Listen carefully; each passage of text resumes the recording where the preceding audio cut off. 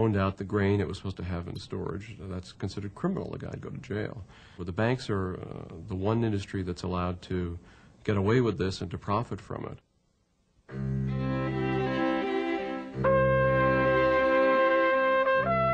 Alexander Hamilton became the first Treasury Secretary, and in 1791 set up the first Bank of the United States as America's central bank to expand the supply of paper money for the benefit of the government and the commercial banks.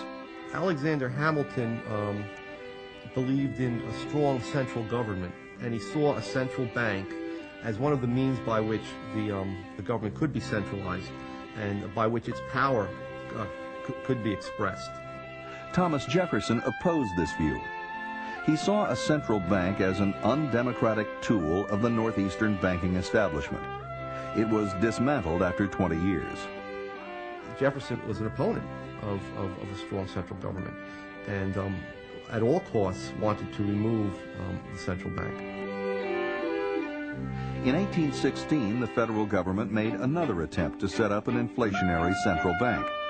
But this second Bank of the United States was denounced by President Andrew Jackson as a monster bank for benefiting a few at the expense of many. They inflated the money supply, which brought about a boom initially, that is prosperity to the country, followed by a bust. When they stopped inflating the money supply, many businesses that had depended on the low interest rates that were introduced or induced by the initial inflation went out of business. Jackson succeeded in abolishing the second central bank in 1836. But by then, speculators had set up hundreds of new private banks with little or no gold to back the notes they issued. The nation's monetary system became more stable when the United States introduced a gold standard in 1834. The dollar was worth approximately 1/20th of an ounce of gold.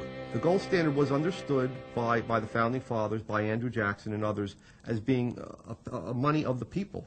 That is, it was a hard money, a money that could not be tampered with, that could not be inflated to permit government expenditures skyrocketing. But by 1862, Abraham Lincoln needed to fund his invasion of the South. So once again, the government began to print up paper money. Basically, the United States went off the gold standard in order to finance the Civil War. Okay. And you'll find in history that almost every large war, every major war, has involved a departure from the gold standard, because the gold standard puts strict limits on government financing. Lincoln's notes became known as greenbacks because they were printed in green ink rather than the usual black ink on the reverse side. These so-called fiat notes were deemed legal tender by the government, but they were not redeemable in gold. Lincoln, under cover of war, issued tremendous numbers of greenbacks. Gold was still circulating, but people were forced to accept these greenbacks as if they were at par with gold. The government's power to print unbacked paper notes would later become the pillar of the Federal Reserve System.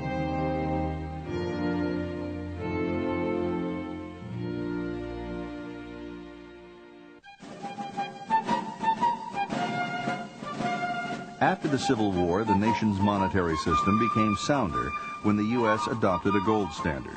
We went back on the gold standard in 1879 and had probably the greatest period of growth and of prosperity ever in the country's history. For nearly 20 years, the total output of goods and services grew at an unprecedented rate of 4% per year. The reason being that with a sound money and without the ability to manipulate the interest rate, we had a lot of genuine saving and investment, which then led to more capital goods and higher labor productivity in the United States. In the midst of this prosperity, the big industrialists and financiers were plotting to expand their empires with the help of government.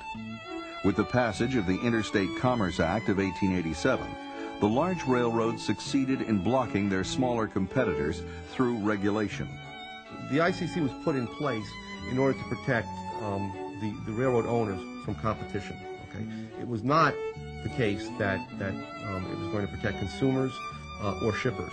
In fact, consumers were hurt because ultimately, with higher railroad rates, they were forced to pay higher prices for the goods and services that were shipped across the country. By 1896, they were poised to do the same thing with the banks. Two camps emerged as leaders in this economic war. They were led by J.P. Morgan, the world's most powerful private banker, and John D. Rockefeller, the oil tycoon.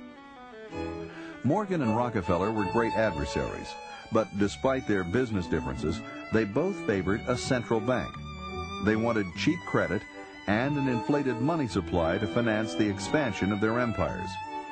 Together, they led the campaign to sell the idea to the American public, which later led to the founding of the Federal Reserve. If the American people got wind of the fact that this bank was not in their interests, okay, if in fact they understood that it was in the interests of the financial elites who would use it to inflate the money supply and in doing so increase their own revenues, there would have been hell to pay. The legislation would have never passed under those conditions. So it had to be sold to the American people as a way of making their currency more elastic. The bank reform campaign received a boost in 1907 when there was a run on some of New York's biggest banks thanks to their fractional reserves. Panic spread among depositors who got wind of the bank's insolvency and tried to withdraw their money. The Knickerbocker Trust failed, and two other institutions went to the brink of bankruptcy despite a $35 million bailout from J.P. Morgan. Wall Street swiftly adopted the fear of bank failures to sell the idea of a central bank, or lender of last resort, to the American public. And so the Federal Reserve was to be the lender of last resort. In case any bank got into trouble, they wouldn't have to worry. They'd get the cash from Washington, D.C. The question is, however, whether it is really desirable to have such a thing as a lender of last resort. The correct position appears to me that every single bank should be responsible for its own debts and contractual obligations.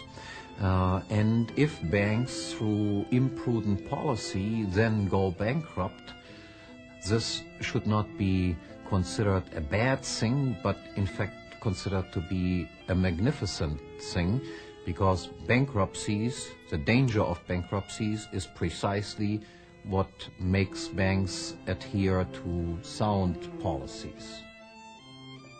Bank runs and failures continued at an alarming rate. In 1908, the National Monetary Commission, headed by John D. Rockefeller Jr.'s father-in-law, Senator Nelson Aldrich, was set up to push for a central bank.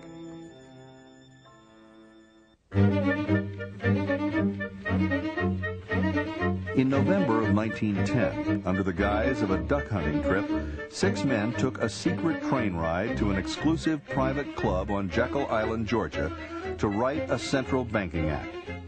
The classified gathering read like a who's who of American banking. There were 2 Rockefeller men, Aldrich and Frank Vanderlip of the National City Bank of New York, 2 Morgan men, Henry P. Davidson from Morgan Bank, and Charles D. Norton, president of Morgan's First National Bank of New York, Paul Warburg, a Kuhn Loeb partner, and Assistant Treasury Secretary A. P. Andrew, who was friendly to both camps. They spent a week at the luxurious club as Morgan's guests, crafting the proposals that would form the basis of the Federal Reserve System. It would be 3 years before their vision was realized. Just before Christmas, 1913, the Federal Reserve Act was passed by Congress and signed by President Wilson. It established a Federal Reserve System to oversee monetary policy and regulate the commercial banks. It's no coincidence that the Federal Reserve System was established by the Wilson administration. This was the height of the Progressive era, a time of tremendous government expansion and of special interest deals in Washington. There are 12 regional reserve banks concentrated in the East and the Midwest. The Board of Governors of the Federal Reserve controls and coordinates their activities. The board is made up of 7 members appointed by the President. Even though there were